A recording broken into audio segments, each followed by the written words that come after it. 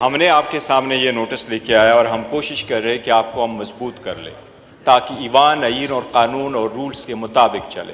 जी कल मैंने देखा, ये पॉइंट आउट करना था, टेक इट इजी। जी पहली बात तो ये है कि हम ये पॉइंट आउट कराना चाह रहे थे कि प्रेसिडेंट के एड्रेस के बाद प्रोसीजर क्या होता है, एजेंडा क्या होता है। आईन का आर्टिकल 56 उसका जवाब आ गया। This is basically repetition. The law minister already cleared that the report the speech will be laid here. आप उस पे रूलिंग दे जी। आप देखें, सबसे पहले ये है कि अगर आपका एजेंडा आता है तो सदर के एड्रेस के बाद उस पे प्रोपोजिशन नहीं शुरू करना होता है और डेट फिक्स करना होता है और हमने देना है और गवर्नमेंट ने उस पे जवाब देना है, न कि कोई और एजेंडा आ जाए।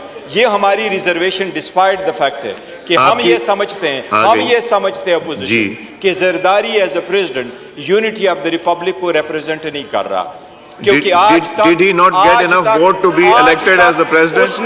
उसने पाकिस्तान पीपल्स पार्टी के सदारत से इस्तीफा नहीं दिया है, नहीं उसने अपनी पॉलिटिकल एक्टिविटीज शन की। एक सेकंड प्लीज तशरीफ देखिए, एक सेकंड प्लीज बात करने दें, उनको बात करने दें, ये एक मिनट बात करने दें। मैं एक चीज क्लियर कर दूं, जरदारी साहब कभी भी प्रेसिडेंट नहीं थे पीपल्स पार्टी के। देखिए, जरदारी पाकिस्तान पीपल्स पार्टी पार्लियामेंटेरियन के सदर आज भी है, आज भी वो पाकिस्तान पीपल्स पार्टी पार्लियामेंटेरियन के है और वो आज भी पॉलिटिकल एक्टिविटीज पार्टिसिपेट इनको बात करने दीजिए। लेकिन इसके बावजूद मैं कह रहा हूं, इसके बावजूद हम उसके एड्रेस पे बात करना चाह रहे हैं, हम पॉइंट आउट कराना चाह रहे हैं। आप काइंडली इस पे रूलिंग दे दे, हमें शुरू करने दे ताकि लीडर ऑफ द अपोजिशन इस पे इब्तिदा कर ले और हम सारे फॉलो कर लें। हम इनको न मानते हुए भी रिक्वेस्ट कर रहे हैं कि आप काइंडली हमें टाइम दे दे।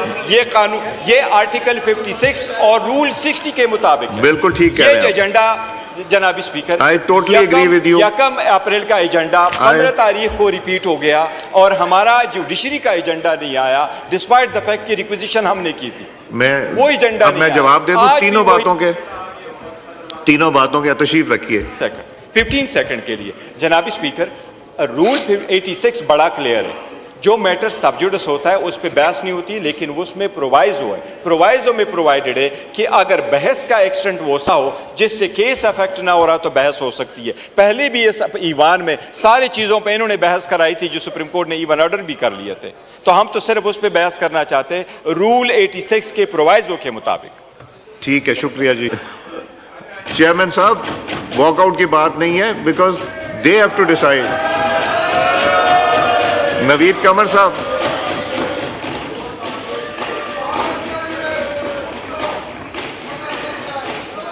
जी शाजिया मरी साहबा, जी गुमन साहब। कौन सा है?